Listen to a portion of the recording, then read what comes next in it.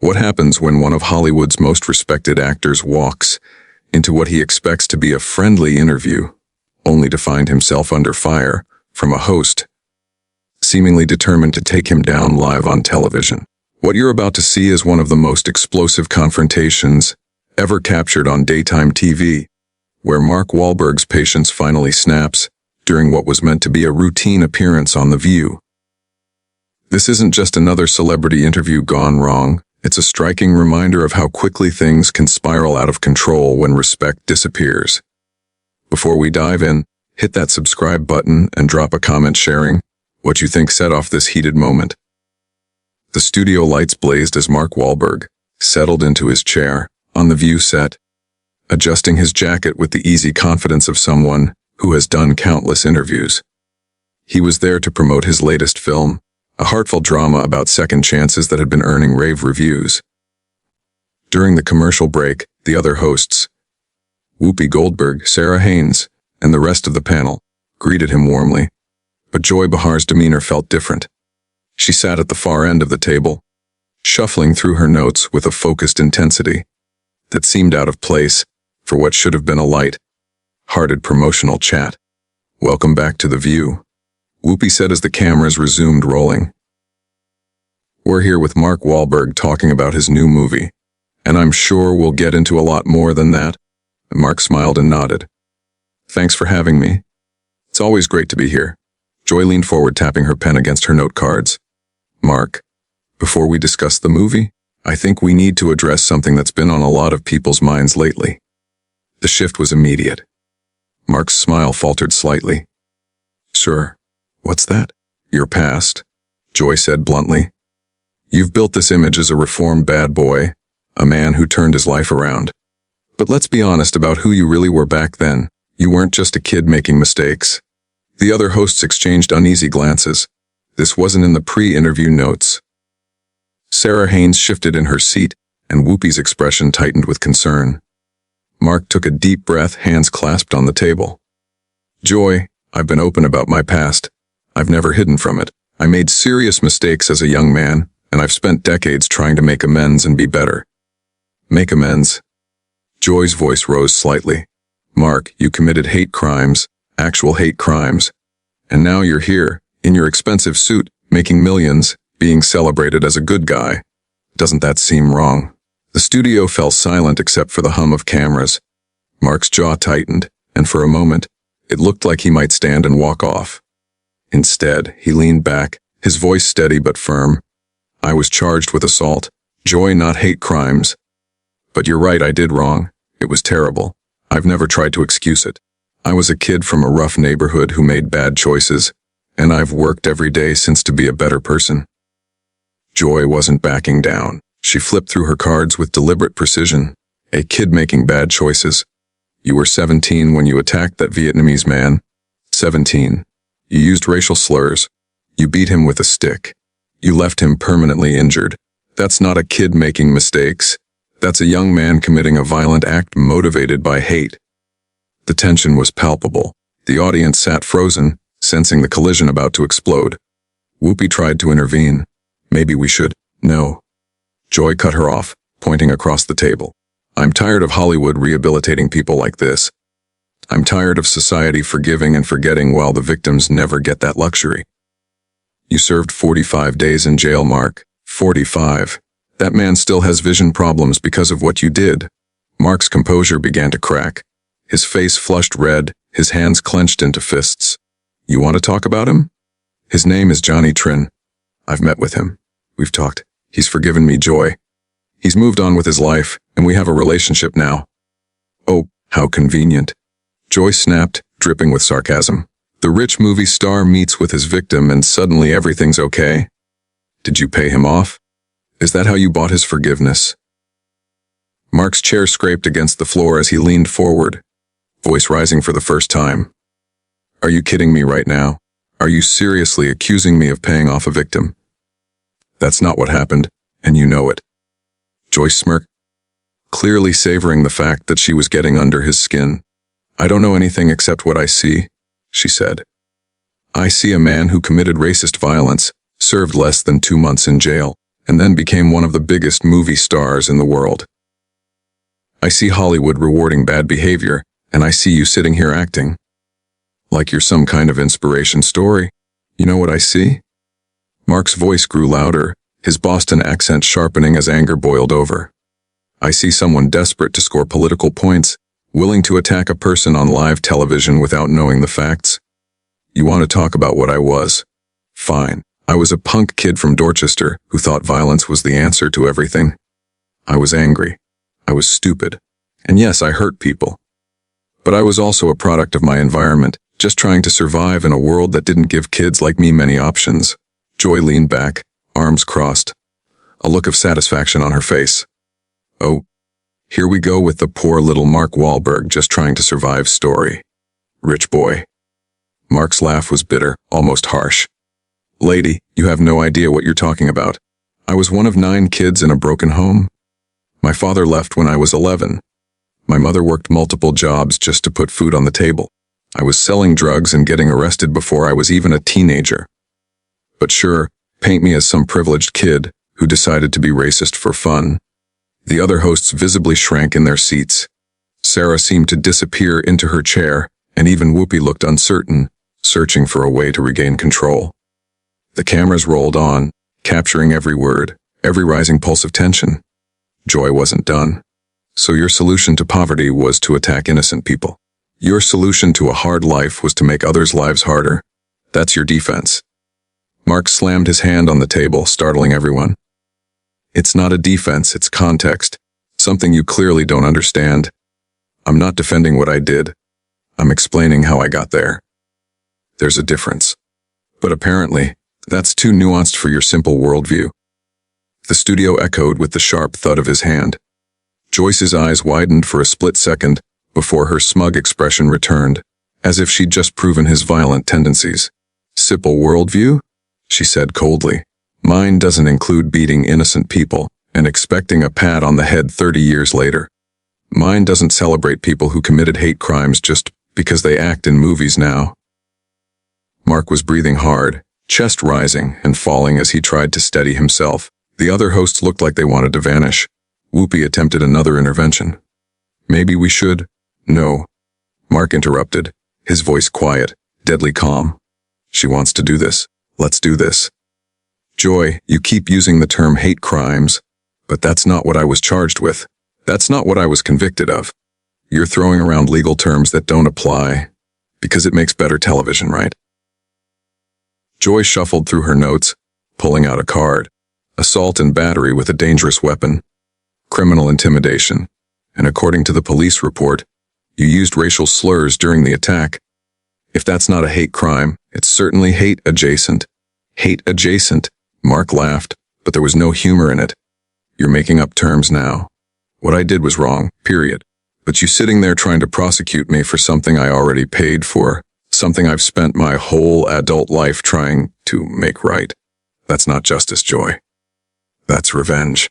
Joy leaned forward, her voice sharper than before. Paid for. You served 45 days in county jail. 45. Do you know the average sentence for assault with a deadly weapon?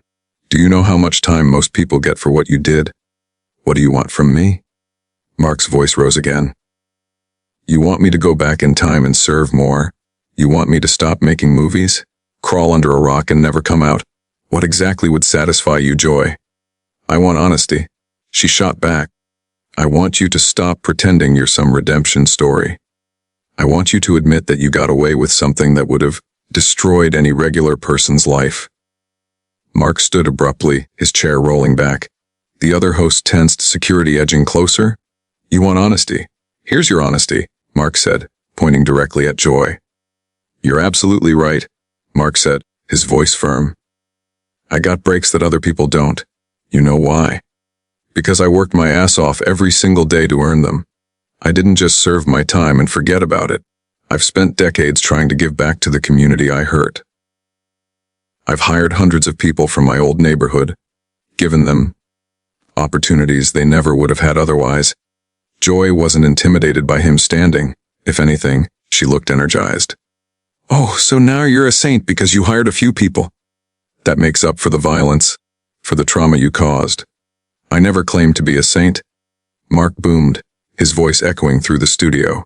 I've never claimed to be perfect, or even good, but I've tried to be better. That has to count for something. Or are you saying people can never change?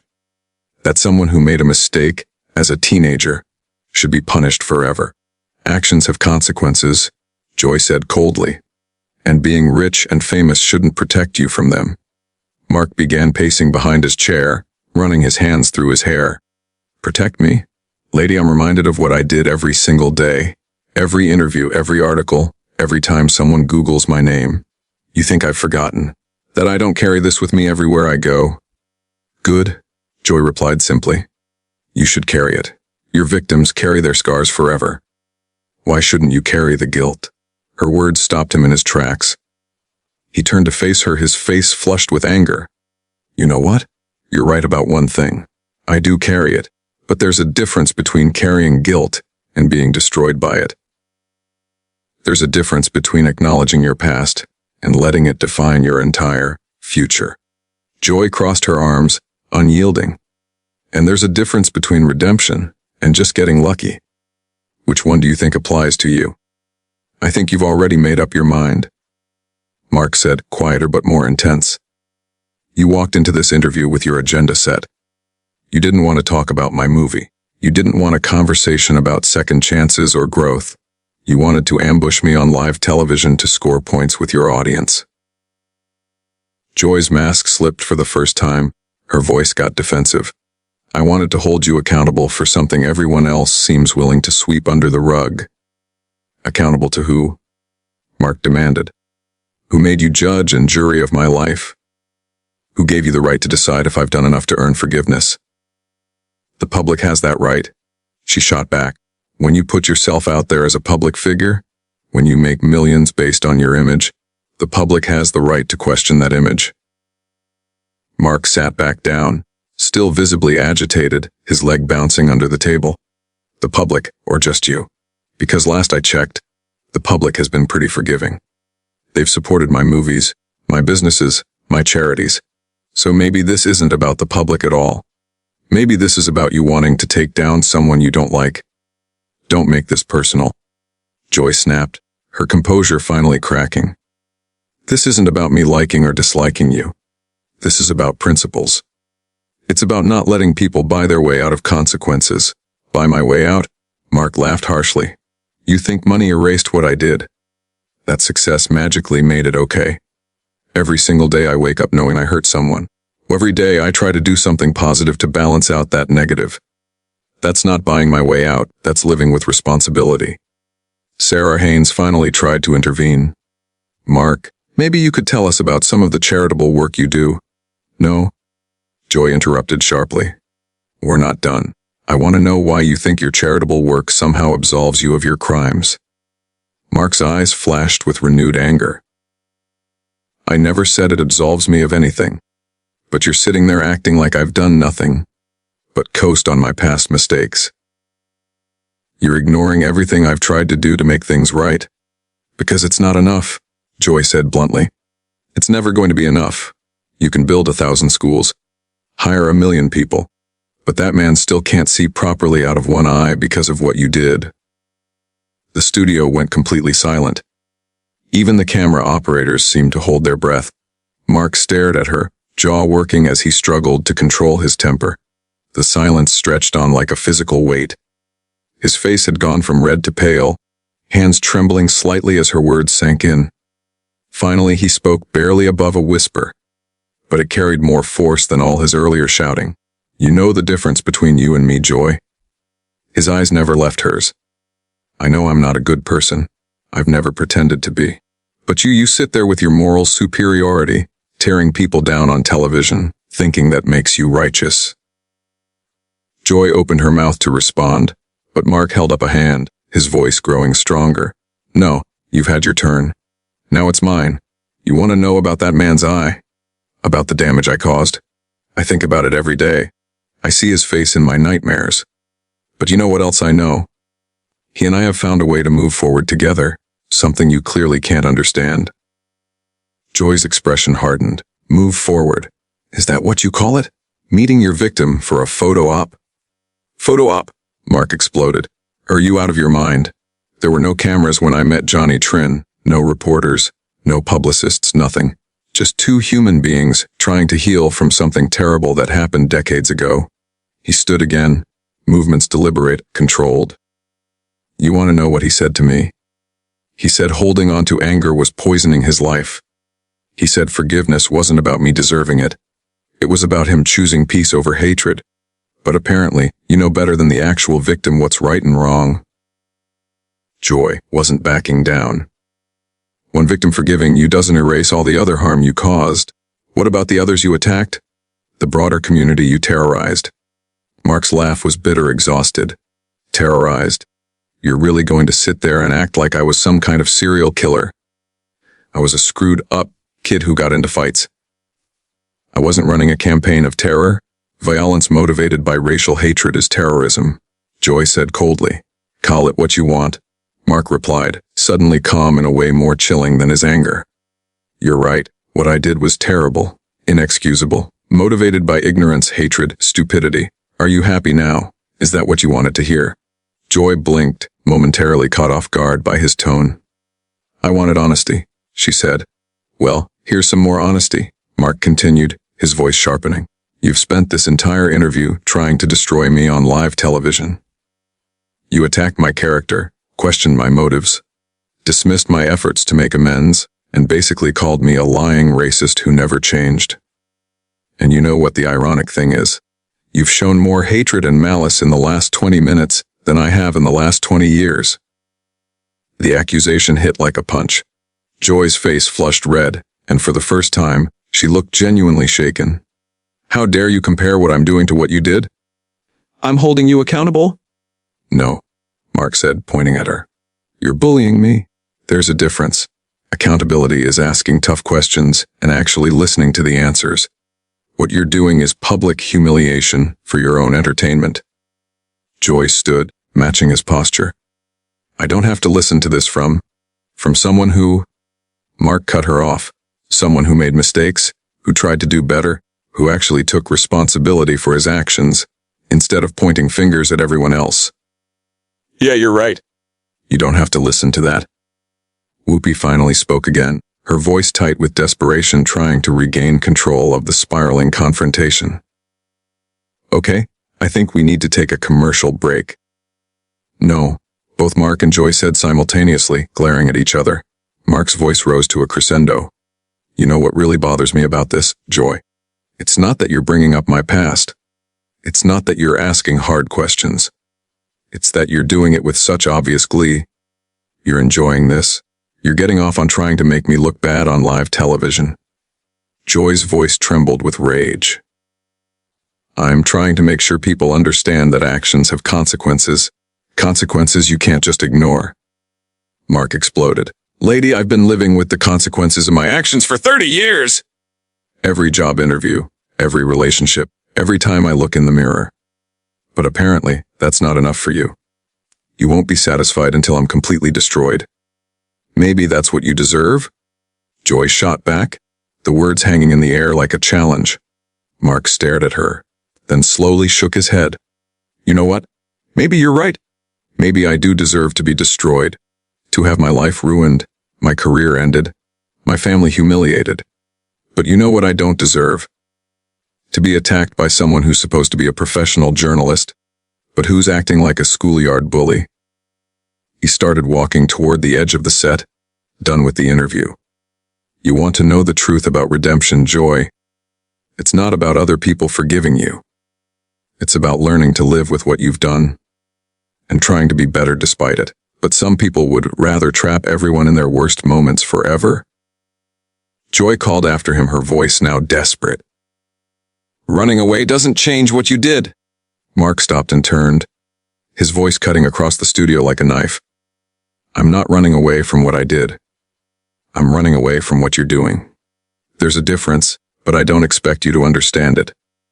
Security moved closer as the tension peaked. The other hosts looked mortified.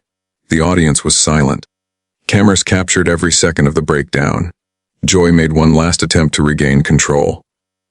This is exactly the kind of behavior I was talking about. This is why people like you shouldn't be celebrated. People like me? Mark said, pausing at the edge of the set, hand on his microphone. You mean people who made mistakes and actually tried to learn from them? People who worked to become better than they were? Yeah, you're right, Joy. Heaven forbid we celebrate growth. Much better to celebrate people who just sit in judgment of everyone else. He unclipped his microphone and set it on a nearby table. Good luck with the rest of your show. I hope your audience got the entertainment they were looking for. Mark walked off the set. Joy stood frozen, stunned, clearly unprepared for how completely the interview had spiraled out of control. The other hosts remained in uncomfortable silence, until Whoopi finally spoke, her voice strained. We'll be right back after this commercial break. The cameras lingered a few seconds longer, capturing Joy's face as the reality of what had just happened sank in. She had tried to expose Mark Wahlberg as an unreformed criminal, but instead, she had revealed herself a host willing to use a platform to publicly humiliate a guest. And there it was, one of the most explosive confrontations in daytime television history.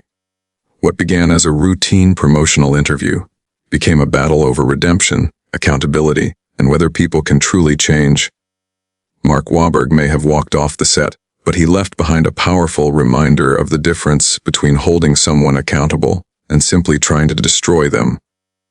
So, what do you think? Was Joy Behar right to press him so hard about his past? Or did she cross a line? Let me know in the comments below.